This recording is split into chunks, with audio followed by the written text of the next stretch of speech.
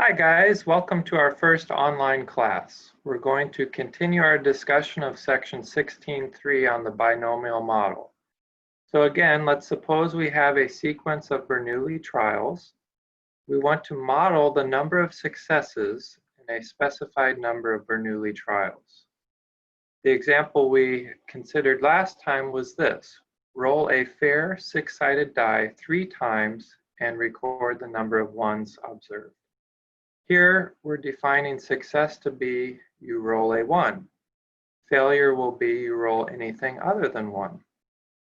So P, the probability of success, is 1/6. And Q, the probability of failure, is 1 minus P, or 5/6. We'll define our random variable X to be the number of ones in the 3 rolls. In other words, X is the number of successes. So here's the tree diagram corresponding to this situation. For the first roll of the die, we'll either have a success, we'll roll a 1, or failure, we'll roll something other than 1.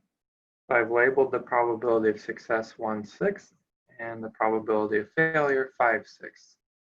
Then on the second roll, again, we'll have success or failure. So off of each of these first branches, I draw a set of branches corresponding to success and failure.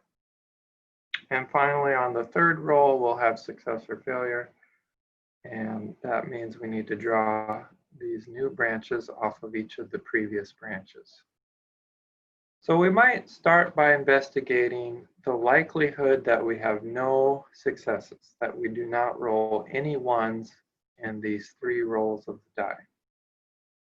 Well, the only path that corresponds to this situation is following these lowermost branches, failure followed by failure followed by failure.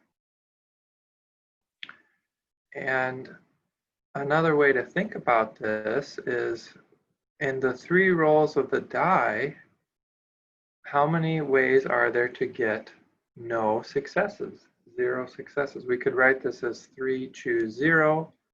Or 3C0, it's found by taking 3 factorial over 0 factorial times 3 minus 0 factorial. Now 3 factorial simply means we take 3 and multiply by all the positive integers less than or equal to that. So 3 times 2 times 1. 0 factorial is defined to be 1. And again, we'd have 3 factorial, 3 times 2 times 1. Well, this reduces to 1. 3 over 3 is 1, 2 over 2 is 1, 1 over 1 is 1. And so that matches what we saw looking at the tree diagram. There's just one path to follow to get no successes. So then the probability that X equals 0, the probability that there are no successes, is found by taking this 3 choose 0 times 1/6 to the 0. Remember, 1/6 is the probability of success. There are no successes here, so it's raised to the power 0. Times 5/6, that's the probability of failure. In this case, raised to the power 3 because we must have 3 failures in this scenario. This reduces to 5/6 cubed, as 3 choose 0 is 1. 1/6 raised to the power 0 is 1, and so we have 5/6 cubed. Well, now we could investigate the likelihood of 1 success, of rolling 1, 1 in these 3 rolls of the die. This time there will be multiple paths we can follow. We might have a success first and then 2 failures. Or we might have a failure first, a success, and then a failure. Or 2 failures initially, and then a success. So there are actually 3 paths to follow here. And if we use our counting argument, 3 choose 1 is 3 factorial over 1 factorial times 3 minus 1 factorial. Well, this is 3 times 2 times 1 over 1 times 2 times 1. This reduces to 3, and that's what we saw looking at the tree diagram. So now the probability of one success is 3 choose 1 times p, 1/6 raised to the power 1, that's for the one success, times 5/6, that's q, the probability of failure raised to the power 2, as we have 2 failures. And this reduces to 3 times 1/6 times 5/6 squared. Now we could ask, what's the likelihood of 2 successes?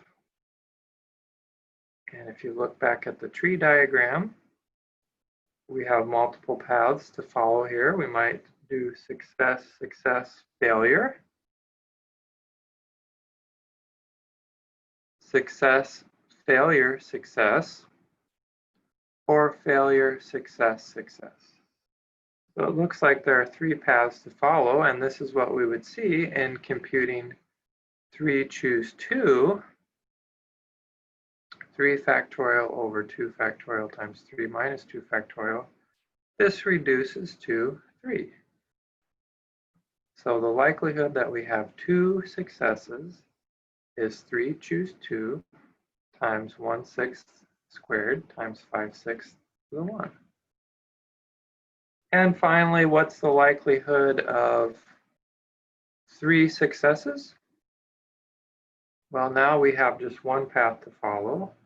This uppermost branch, success, success, success. And you'd see that in doing the factorial calculation. 3 choose 3 is 1. So the probability that x equals 3 is 3 choose 3 times 1/6 cubed times 5/6 to the 0, or 1/6 cubed. Now, if we were considering many, many more trials, say rolling the die 400 times, we wouldn't want to have to draw a tree diagram. That would just be way too tedious. So in general, the total number of ways we can have k successes and n trials is n choose k. And this is simply n factorial over k factorial times n minus k factorial. Then the probability of exactly k successes in the n trials is n choose k times p raised to the k times q raised to the n minus k. We've got k successes, so p needs to be raised to the power k. And this means if there's a total of n trials, there are n minus k failures, and that's why we raise q to the power n minus k. So let's roll the die 400 times. What's, for example, the probability that you have just one success? Well, we'd need to calculate 400 choose 1, which is set up like this. It's 400 factorial over 1 factorial times 400 minus 1 factorial. Well, this is simply 400 factorial over 399 factorial. And if you write this out, what you notice in the numerator, you've got 400 times 399 times 398 times ... all the way down to 1. And in the denominator, you have 399 times 398 times ... all the way down to 1. So we've got all these common factors in the numerator and denominator, which cancel. And the only thing left is 400. So the probability that x equals 1 is this 400 choose 1, or 400, times p, 1/6 raised to the power 1, times q, 5/6 raised to the power 400 minus 1, or 399.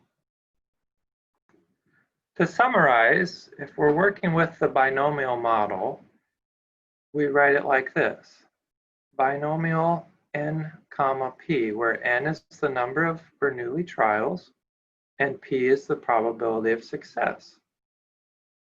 Then q denotes the probability of failure, and that's simply 1 minus p. We let our random variable x be the number of successes in the n trials, and the probability that x equals x.